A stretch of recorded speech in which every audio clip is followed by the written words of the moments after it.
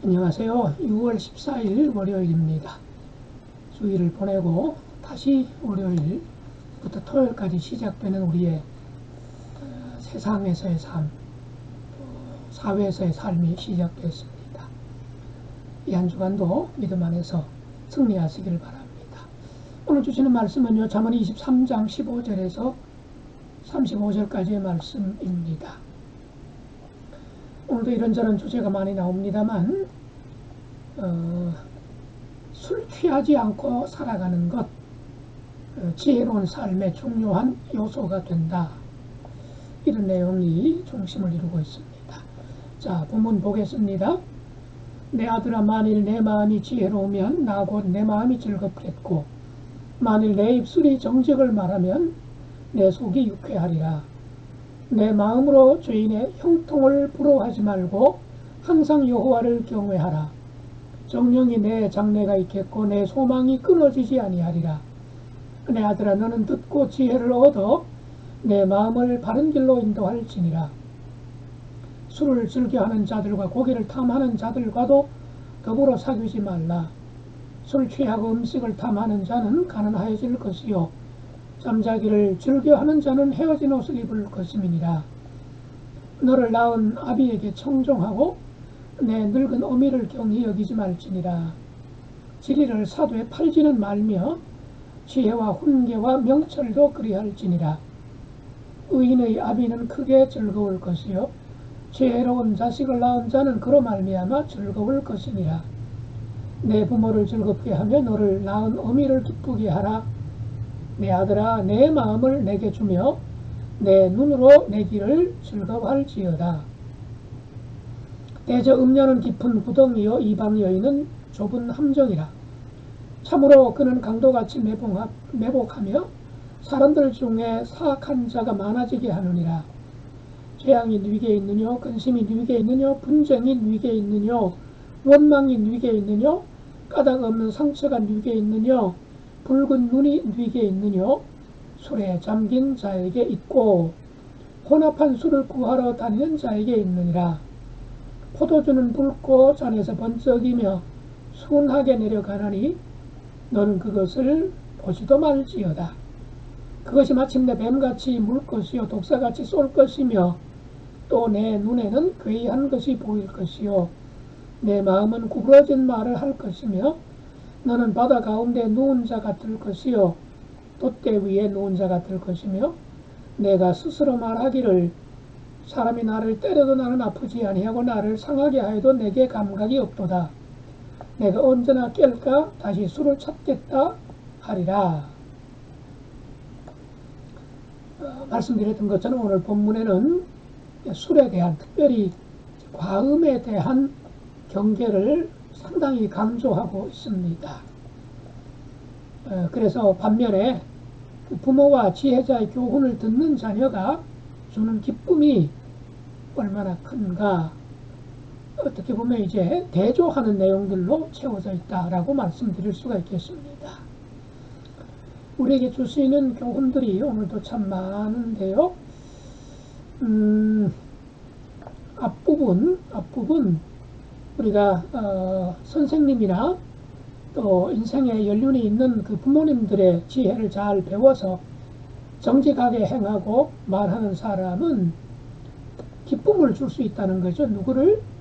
선생님들에게, 그리고 부모님들에게 기쁨을 드릴 수 있다는 겁니다. 그런 점에서 부모에게 배우고 스승에게 배우는 것, 어떤 것을 배워야 될까요? 삶의 지혜를 배워야 합니다. 운동선수도 자기 그 종목을 잘하기 위해서 전담 코치라든가 또 팀을 이루어서 기본기부터 여러 가지 그 기술이나 또는 전술훈련, 체력훈련 이런 걸 굉장히 많이 배우지 않습니까? 또 돈을 벌기 위해서도 경제, 경영 이런 것들을 배우지 않습니까? 마찬가지로 지혜도 당연히 배워야 합니다. 우리 인간이 지혜로운 면이 없잖아 있죠. 다른 피조물에 비해서. 그럼에도 불구하고 지혜는 저절로 깨달을 수 있는 부분은 극히 적다는 거죠. 하나님이 우리 속에 불어넣어 주신 기본적인 어떤 가치나 덕목도 있겠지만 대부분 우리가 이 땅을 살아가면서 정말 지혜롭게 살기 위해서는 지혜를 배워야 한다고 말씀을 해요. 그래서 오늘 말씀은 진리와 지혜와 훈계와 명철을 부지런히 사라는 겁니다. 사라는 거예요. 뭔가를 지불하고 사야 된다는 거죠. 그런 다음에 그것을 샀다면, 내가 지혜를 얻었다면, 지혜를 배웠다면, 지혜를 깨달았다면 지혜와 반대되는 것을 위해서 그거를 팔아버리지 말라는 것이요. 이를테면 불이부정한 일 앞에 내가 배운 어떤 가치관이나 도덕이나 윤리, 성경적인 정신들을 도외시하고 팔아넘긴다면 그건 정말 미련한 일이 된다는 거죠. 그래서 지혜는 할 수 있는 한 많이 사들이고 그 다음에 세상적인 것들을 얻기 위해서 팔지는 말아라. 이걸 강조하고 있습니다. 그래서 우리가 하나님의 말씀과 지혜를 따라 살면서 하나님과 교회와 세상에 기쁨이 되고 있는지, 나 때문에, 우리 때문에 교회가, 세상이, 이웃이, 가정이, 우리의 일터가, 회사가 기쁨을 누린다면 우리는 지혜롭게 살아가는 것이요. 반면에 그 반대라고 한다면, 우리 때문에 힘들어한다면, 나 때문에 아파한다면 그건 미련한 삶을 산다고 할 수가 있겠지요. 우리는 듣고 배운 말씀에 적극적으로 순종하면서 부모님의 가르침에 또 선생님들의 가르침에 기쁨을 들 수 있는, 보답할 수 있는, 그래서 하나님을 기쁘시게 해드리는 그런 삶을 살아가는 사람, 이 사람이 지혜로운 사람인 줄로 믿습니다. 17절, 18절에 보면 내 마음으로 죄인의 형통을 부러워하지 말고, 이런 참 일들 보죠. 죄인의 형통함.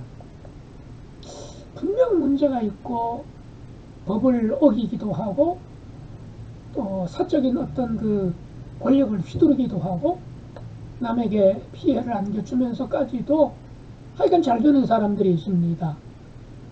뭐 뉴스에도 나오고 법정에 섰다 하면서도 결국에는 뭐 무죄 또는 집행유예 또는 실형을 선고받더라도 얼마 안 있어서 뭐 보석이 되거나 또는 그 다음에 얼마 안 있으면 또다시 뭔가 또 뭐 이렇게 주목을 받는 그런 사람들이 있단 말이죠.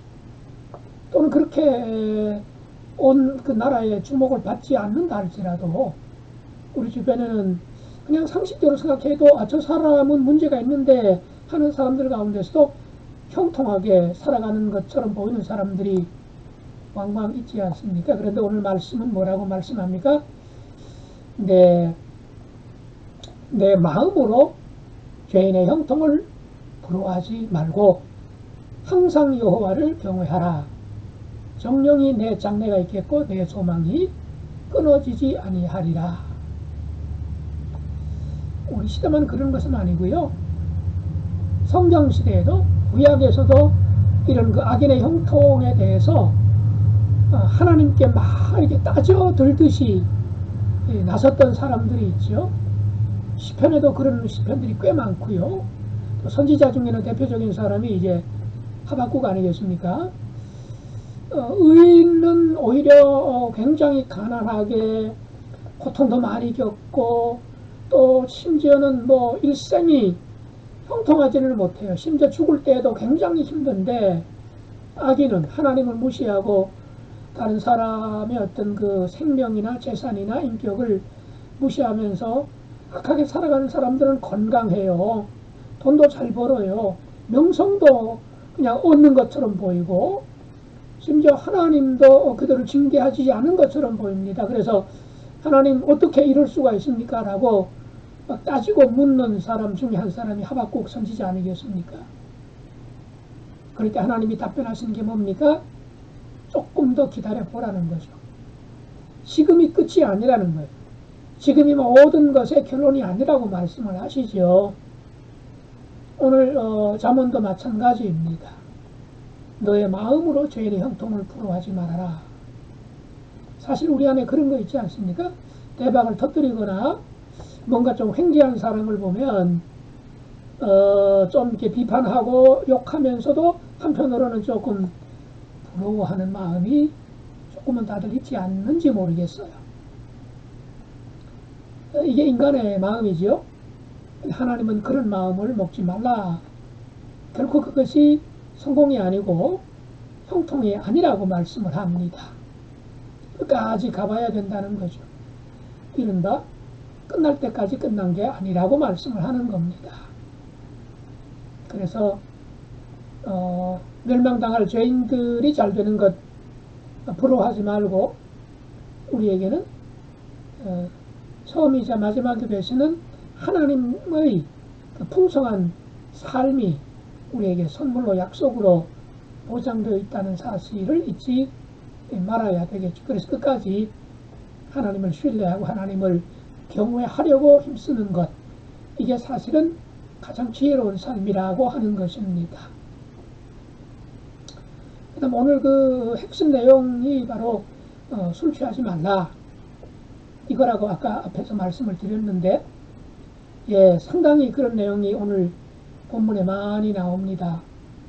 29절부터 예, 마지막까지 계속 이어지는 것이 술 문제를 말씀하고 있어요.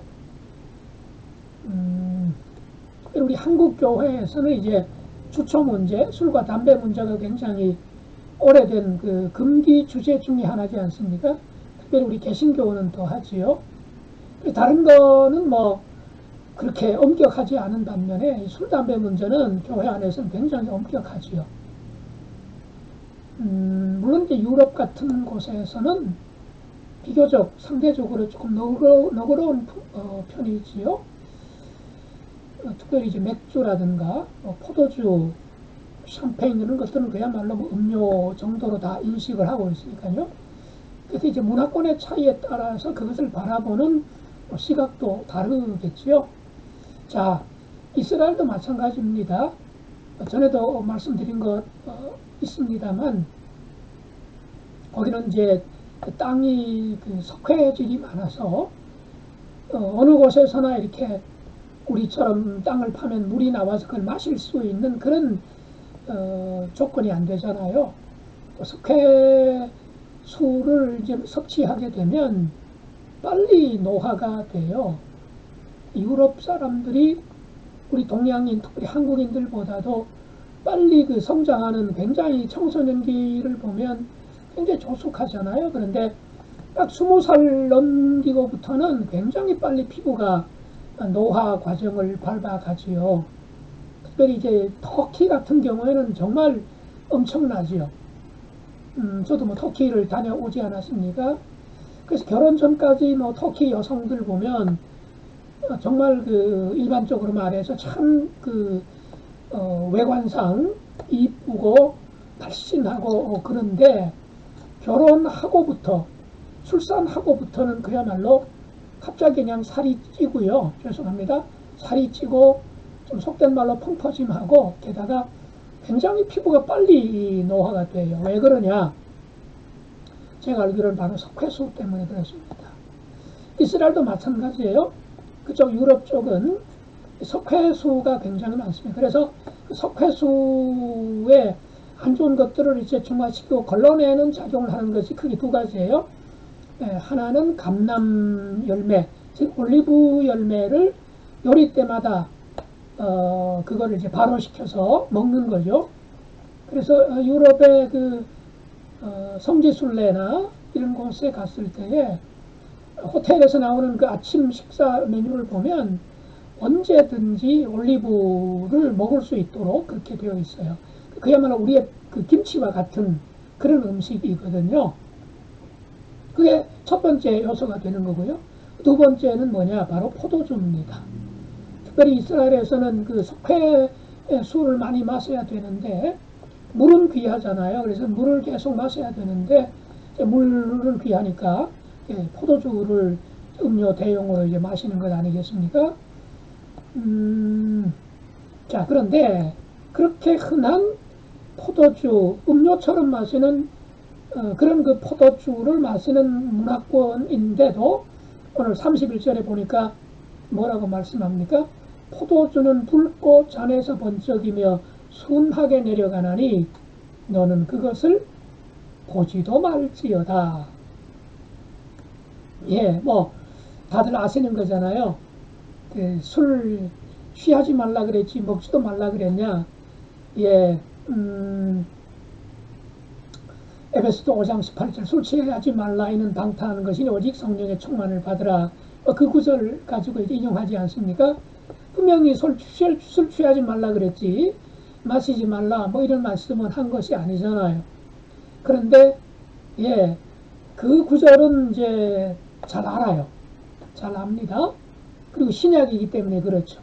또 그 부분을 주로 많이 인용을 하니까 설교 시간에 하도 많이 들어서 잘 외우고 있죠. 알고 있습니다. 그런데 오늘 본문에 나오는 잠언 23장 31절 말씀은 이제 잘 몰라요. 이런 구절이 있다는 사실을 잘 모릅니다. 왜요? 성경을 전체를 읽지 않으니까요. 내 입맛에 맞는 것, 내 마음에 드는 것들을 이렇게 선취해서 편식하기 때문에 그런 것도 있고요. 또 읽었다 할지라도 이런 것들은 잘 눈에 안 들어오죠. 또 하나는 내가 원하는 구절하고는 좀 거리가 있으니까 내가 좀 거슬리는 구절이니까 이건 귀담아 안 듣고 아예 그냥 잊어버리려고 또 기억하지 않으려고 하는 경향, 그 영향도 있다고 볼 수가 있겠죠. 오늘 분명히 말씀합니다.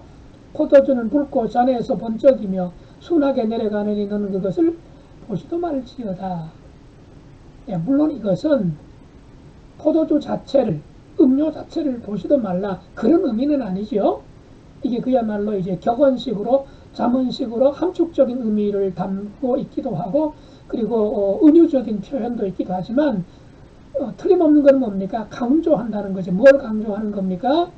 예, 흔하다고 그리고 무슨 이유든지 간에 그거를 지나치게 하지는 말라 하는 거죠. 이스라엘 사회에서 음료 마시듯이 마시는 그 상황 속에서도 포도주를 많이 마시면 취하게 되고 그 취하는 것이 점점 더 심해질 수 있고 그게 계속 장기화하면 여러 가지로 폐해를 불러올 수 있다는 것을 그들은 잘 알고 있기 때문이죠. 자, 그래서 29절부터 여러 가지 질문을 던져요. 예, 그 질문의 원인이 뭡니까? 그 원인 제공이 뭐예요? 예, 포도주라는 거죠. 자, 29절 보세요. 재앙이 네게 있느냐? 예, 술 많이 먹는 사람에게 있다는 거예요. 근심이 네게 있느냐? 술 많이 먹는 사람. 분쟁이 네게 있느냐? 원망이 네게 있느냐? 까닭 없는 상처가 네게 있느냐? 붉은 눈이 네게 있느냐? 술에 잠긴 자에게 있고 혼합한 술을 구하러 다니는 자에게 있느니라. 예, 오래전부터 있었던 그런 말이 있잖아요. 처음에는 사람이 술을 마시고 그 다음에는 이제 술이 술을 마시고 나중에는 술이 사람을 마신다. 뭐 그런 얘기도 있지 않습니까? 물론 이 술이 또 포도주나 와인, 예, 술이 포도주나 와인이나 똑같습니다만 순기능도 있죠. 예, 조금씩 하게 되면 뭐 건강에 혈액순환에도 좋다는 말이 있기도 하고요. 분명 순기능이 있습니다. 특별히 우리 한국 개신교 좀 바깥을 얘기한다면 오늘날 현대인들이 얼마나 많은 스트레스 경쟁에 내몰리고 있습니까? 정말 그 엄청난 부담을 안고 정신적인 스트레스를 받고 살아가는 사람들에게 가끔씩 이제 술자리에서 그런 그 쌓인 어떤 그 분이라든가 억울함이라든가 이런 것들을 막 쏟아내고 이것도 순기능 중에 하나입니다. 또 이제 술 한잔 나누면서 맺혔던 거, 꼬였던 거 이렇게 풀기도 하고요. 분명 순기능이 있습니다. 그럼에도 불구하고 오늘 이 본문에서 강조하는 것은 뭔가요? 그 순기능도 분명히 있다는 것, 성경도 인정을 하지요. 문제는 그게 이제 과음이 되었을 때에 문제는 이게 사람이 언제든지 그 적정한 선을 지킨다는 게 생각보다 쉽지 않잖아요. 기분 때문에, 분위기 때문에, 기분 나빠서, 기분 좋아서, 속상해서, 이런 여러 가지 이유, 술 마시는 분들 이유가 얼마나 많은지 모르지요. 게다가 역기능, 자신에게도 여러 가지 그 부작용이 생길 수 있죠. 알코올 중독은 말할 것도 없고, 특별히 음주 사고, 뭐 며칠 전 그 뉴스에도 나왔습니다만은 해병대 그 하사가 아침에 출근할 때 그냥 면허 취소 정도의 알코올 그 혈중 알코올 농도를 그 가지고 있는 상태에서 운전하다가 큰 사고를 내지 않았습니까? 얼마나 많이 마셨으면 출근할 때에도 여전히 그렇게 그냥 그 정도로 비틀거릴 정도였나 좀 짐작해 볼만 하지 않습니까? 자기 인생도 굉장한 그 데미지를 입게 되는 거고요. 또는 그야말로 애꿎은 시민들에게, 이웃들에게 엄청난 상처를 주는 것 아니겠습니까? 예. 오늘 말씀을 보시는 분들하고 별로 그 관계가 없는 것 같음에도 불구하고 이런 부분은 우리 사회, 특별히 한국 교회가 여전히 중시하고 있는 부분이라서 조금 더 길게 말씀을 드렸습니다. 기도하겠습니다. 하나님 우리 아버지, 그야말로 우리가 악인의 형통을 부러워하지 않았으면 좋겠습니다. 알면서도 가끔씩 우리 마음을 뒤흔들어 놓을 때가 있사온데 현재가 끝이 아니라 끝날 때까지 끝난 것이 아님을 저희라고 알게 하셔서 하나님의 그 약속을 신뢰하며 바른 길, 겸손한 길, 정직한 길, 성실한 길, 믿음의 길을 걸어갈 수 있도록 도와주옵소서. 또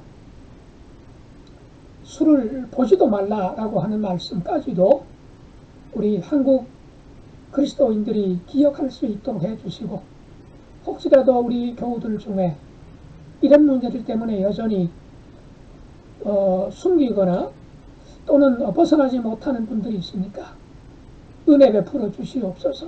성령 충만케 하셔서 그야말로 주초 문제를 이제는 온전히 극복해내고 떨쳐버릴 수 있도록 은총 베풀어 주시옵소서.